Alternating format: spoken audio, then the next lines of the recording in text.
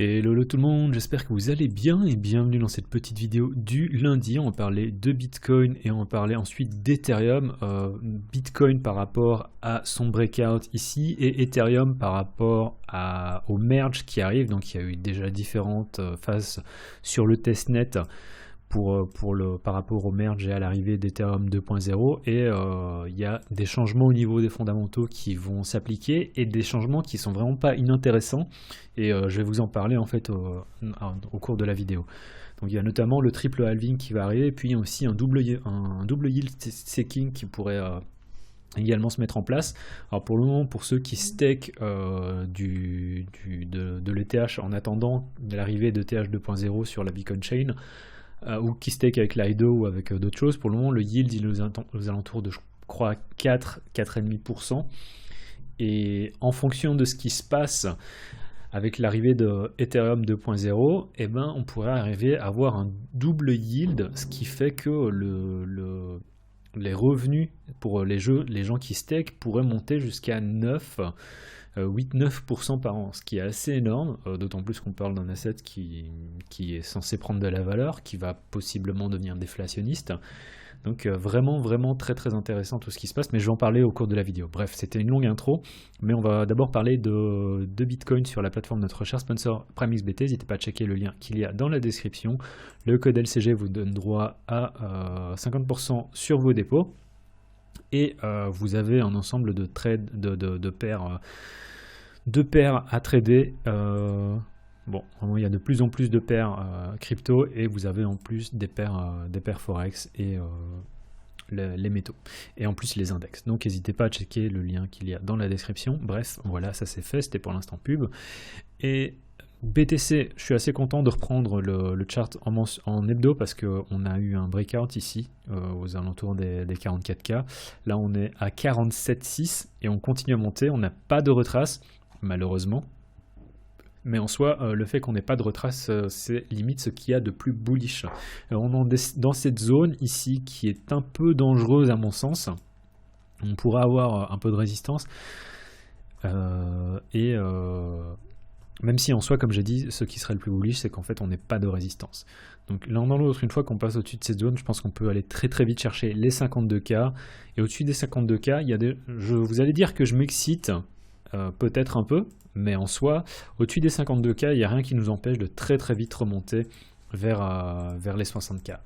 Donc moi j'aime beaucoup ce qui se met en place, et une fois qu'on est ici, et je pense qu'on va probablement se trader entre ces deux valeurs, eh ben on peut très très vite monter aux 60K. Donc j'aime vraiment bien ce qui se passe en ce moment sur BTC, c'est assez cool. En dehors de ça, il y a également le fait que, une fois imaginons qu'on est, parce qu'il y a des gens qui parlent de ça, et à raison, hein, cette idée de fait que BTC est potentiellement au sein d'un gigantesque canal ascendant. Et si c'est le cas, je veux dire, une fois qu'on vient taper, enfin, qu'on est entre ces deux valeurs, qu'on arrive à remonter ici et qu'on casse cette valeur-là, et qu'on continue à monter, rien ne nous empêche en fait, dans un premier temps, d'aller chercher les 80K, mais au-dessus de ça, en fait, éventuellement de continuer et d'aller chercher beaucoup plus haut. Un 100K BTC, ce serait bien. Bref, je sais que je vais très très loin, sachant qu'on est encore à 47K, mais la semaine passée, l'air de rien, on était à 40K, quoi. 42K, 43K, donc c'est vraiment cool ce qui se met en place. Et en daily, la vraie...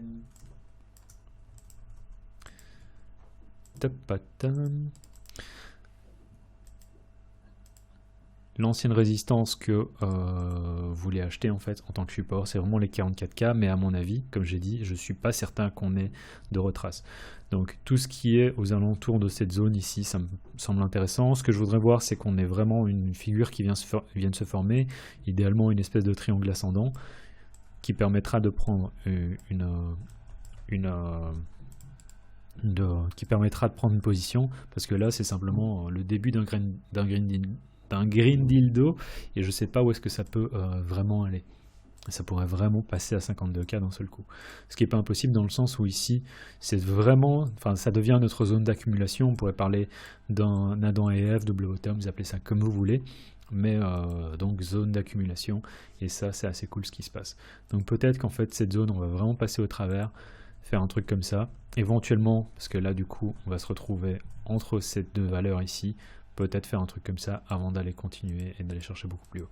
Donc vraiment, moi j'aime bien ce qui se passe, c'est super bullish, et ouais, j'ai pas grand chose à dire dans ça. Je sais qu'on m'a fait la réflexion, ouais, faut pas que tu dises, t'as pas grand chose à dire parce que t'as toujours plein de trucs à dire. Ce qui est gentil en fait comme commentaire. Donc vraiment assez positif ce qui se passe sur BTC. Et si on regarde vraiment, ouais, là on est en train de passer au travers, donc vraiment positif. Donc si on arrive à clôturer le daily au-dessus de cette zone, et ce qu'on a différents niveaux ici en mensuel, si on a clôturé ici au-dessus, vous achetez en fait tout simplement le retest aux alentours des 46 pour vous dire on va aller chercher les 52, peut-être faire du range, mais aller chercher éventuellement aussi les 60K. C'est vraiment pas impossible. Donc vraiment positif tout ce qui se passe sur BTC. On va regarder ensuite Ethereum. Ethereum, je suis assez triste dans le sens où Ethereum BTC n'a pas fait de retrace. Je ne sais pas si on va l'avoir, et si on a un truc comme ça qui se met en route, comme sur BTC, je vais vraiment me sentir mal, mais je vais être patient sur Ethereum en me disant que on est encore au sein de cette consolidation et qu'on a toutes les chances en fait de faire une retrace. Et j'espère qu'on aura une retrace pour ensuite aller plus haut. Et l'idée c'est de pas FOMO et de continuer à trader le plan en se disant voilà, t'attendras le temps qu'il faudra pour prendre ta position, ou bien t'attendras en fait qu'on ait cassé ça ici pour prendre une position. Alors du coup mon premium, mon discount il sera pas énorme dans le sens où j'ai vendu ça ici, et du coup ça ferait quoi? Ça ferait prise de position sur ETH avec un discount de 5%, ce qui est pas énorme, mais ce qui est toujours un discount. Donc j'attends, je prends mon mal en patience, parce que j'ai vraiment envie d'acheter les 0,68 là du coup sur ETH. Sur Ethereum USD, là on est également dans une zone où je ferai attention. Je ne dis pas qu'on va retracer, et on a également cette notion ici d'Adam et Ève qui éventuellement se met qui est déjà là. Et si on a la cassure, en termes de target, ça nous emmène à facile, du 3009 sur ETH. Donc il faut se rappeler aussi que ETH, si on prend du recul, on est aussi au sein d'un gigantesque range, et les 3009 c'est justement la partie supérieure du range. Donc ça ferait quelque chose, une target qui est plus ou moins, qui fait vraiment sens. Donc j'aime beaucoup, on est énormément bullish sur Bitcoin et sur Ethereum. Donc à ce niveau-là, vraiment chercher des longs, et j'ai pas envie de shorter ce marché en ce moment. À côté de ça, tous les alts, étonnamment, je pensais que les alts allaient se faire démonter, mais en fait non. Les alts tels que Atom, à mon avis, peuvent vraiment continuer, dans le sens où on est sur la droite de tendance, et je me dis qu'en fait on peut aller faire aussi une espèce de double bottom, chercher plus haut, et ensuite continuer l'uptrend sur Cosmos par exemple. Qu'est-ce qu'on a? Luna qui est moyen en fait, et qui pourrait totalement venir retracer dans la zone dont j'avais parlé la semaine passée en disant voilà, on a cette espèce d'épaule et d'épaule inversée qu'on a. Alors je sais pas c'est quoi ça, on s'en fiche. Mais ouais, là on est vraiment en train de la faire, et Luna BTC, je suis pas chaud. Du coup Luna USD va probablement faire du surplace. Après Dokwon a acheté, je sais pas s'il a acheté, mais je sais qu'il a acheté pour plusieurs centaines de millions. Dokwon, pour info, c'est un des founders de Luna. Il a acheté pour plusieurs millions, plusieurs centaines de millions de BTC. Donc l'un dans l'autre, il se retrouve aussi là-dedans.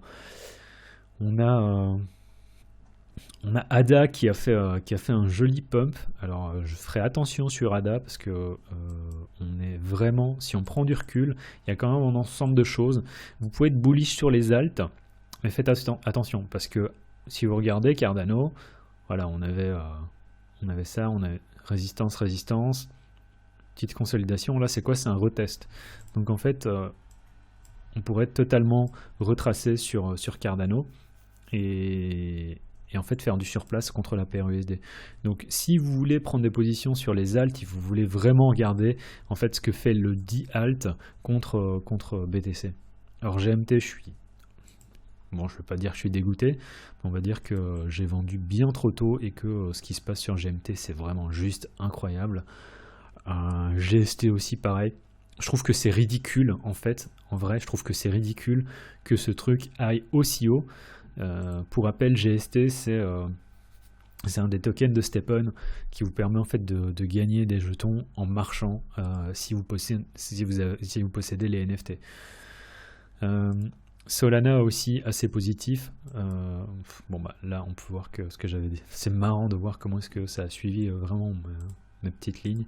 Donc je suis assez content. Et du coup également positif sur la paire USD. Vous voulez vraiment voir comment est-ce que les alts en fait réagissent contre la paire BTC avant de vous dire ok, je veux acheter sur la paire USD, parce que si votre alt ne surperforme pas le BTC, en fait autant acheter du BTC. Bref, ceci étant dit, je voulais parler également de deux choses par rapport au merge d'Ethereum, donc qui a passé de Proof of Work à Proof of Stake. Et bon, la première chose qui se passe, qui est super intéressante, c'est ça dont je veux parler, c'est l'effet triple halving. Alors, qu'est-ce que ça veut dire ? Qu'est-ce que ça veut dire triple halving ? En soi, c'est simplement un parallèle par rapport au halving de Bitcoin. Donc, tous les 4 ans, le halving de Bitcoin, enfin, tous les 4 ans, Bitcoin passe par un processus qui s'appelle le halving, qui fait que la distribution aux mineurs est divisée par 2. C'est ça qui fait qu'en fait, en l'espace de 3 halvings, en fait, on a une diminution de distribution de Bitcoin aux mineurs qui est divisée par 10, enfin un peu moins un peu plus de ça, un peu moins de ça, pardon, 9 quelque chose. Et ceux qui ont fait les calculs par rapport à la passation de preuve de travail à preuve d'enjeu, ils se sont rendus compte que d'un seul coup, la distribution d'Ethereum aux mineurs, enfin qui du coup ne va plus se faire aux mineurs mais va se faire aux stakers, va diminuer par 10. Donc on va avoir des récompenses de blocs qui vont être plus de 12 800 Ethereum par jour, mais en fait c'est par jour ça ou pas Oui, c'est par jour.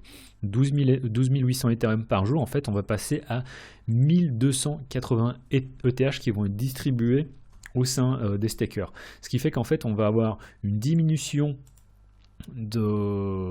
d'émission d'Ethereum qui est diminuée par 10, et en fait on va passer de 4,3 à 0,43% en fait d'inflation.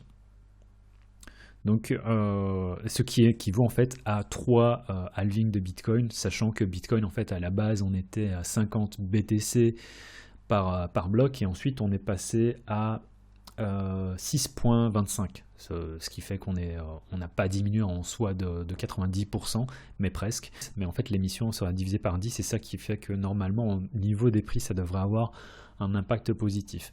La deuxième chose qui est intéressante en fait, c'est que par rapport au merge, et ça c'est Coinbase qui le dit, c'est pas n'importe qui, Coinbase dit que pour le moment les récompenses de stacking sur Coinbase sont aux alentours de 4.3 à 5.4, ce qui est quand même assez intéressant, mais que suite au merge, en fait, on pourrait assister à un double staking qui fait que les récompenses, le retour sur investissement pourrait aller jusqu'à du 9, à du 9, voire à du 12% par année, ce qui est vraiment, vraiment assez ouf. Et en termes de fondamentaux, c'est vraiment, vraiment positif. Donc voilà, le fait que le nombre de nouveaux Ethereum créés va être divisé par 10, le fait que les rewards de stacking vont augmenter, et ça fait aussi que du coup tous les gens qui ont stacké leur Ethereum vont pas forcément directement les vendre. Pourquoi ? Parce que les récompenses par rapport au staking vont doubler également, enfin vont passer de 4 à 9 voire à 12%. Ça fait que tout ça sur Ethereum, ça reste vraiment, vraiment très, très positif. Et donc voilà, c'est des petites infos que je trouve assez intéressantes, et je vais m'arrêter là. Je vais essayer de parler vraiment des alts, je vais essayer de passer plus de temps, mais par rapport aux alts, et on en reparlera peut-être dans la vidéo de vendredi. En attendant, c'est tout pour cette petite vidéo. C'était simplement pour vous parler vite fait du breakout de BTC et également de ce changement par rapport à Ethereum qui est vraiment, vraiment très intéressant. C'était Graph, tchuss.